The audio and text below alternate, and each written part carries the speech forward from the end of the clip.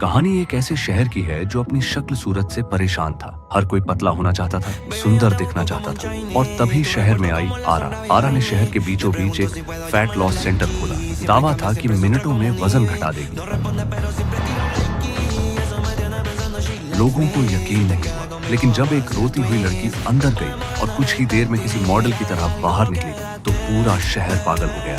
न कोई जिम, न कोई डाइट, बस आरा का एक स्पर्श और सारी चर्बी गायब। आरा अब डॉक्टर नहीं, भगवान बन चुकी थी। क्लिनिक पर भीड़ लग गई, नोटों की बारिश होने लगी। शहर का हर इंसान फिट हो गया। मोटापे की समस्या जैसे खत्म ही हो गई। लेकिन कुछ ही दिनों में आरा का क्लिनिक खाली पड़ गया, क्योंकि सारे मोटापे से परेशान लोग पतले हो गए।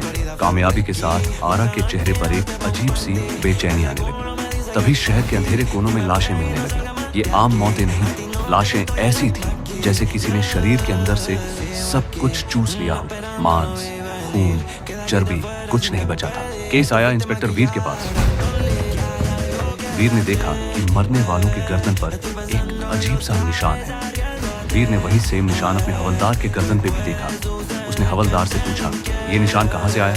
हवलदार ने बताया कि ये निशान वजन कम करने के इलाज के वक्त आया था, जो कि आरा के क्लिनिक में हुआ था। वीर सीधा आरा के पास पहुंचा। उसकी आंखों में आंखें डालकर सवाल किए, लेकिन आरा जरा भी नहीं घबराई।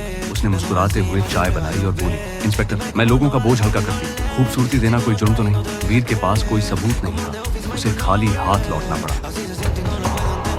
लेकिन वीर का पुलिस वाला दिमाग मान नहीं रहा था। उसी रात वो बिना परमिशन के क्लिनिक में घुस गया। अंदर बहुत अंधेरा था। तभी बेसमझ से एक अजीब सी आवाज आई, जैसे कोई जानवर अपना शिकार खा रहा हो। वीर ने दरवाजे की दरार से जो देखा, उससे उसके पैरों तले जमीन खिसक गई। वहां कोई मशीन नहीं थी। आरा के मुंह से एक लंबी पाइप निकल रही थी, जो कि मोटे आदमी के ऊपर चिपकी हुई थी। वो वजन कम नहीं कर रही थी, वो उसे पी रही थी। वीर समझ गया कि ये औरत नहीं, राक्षस है। वो भागने के लिए पीछे हटा, लेकिन गलती से एक ट्रे गिर गई। सन्नाटा छा गया।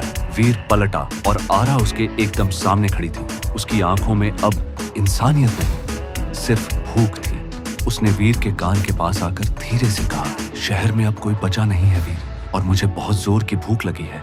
अंधेरा हुआ और फिर सिर्फ वीर की चीख सुनाई दी।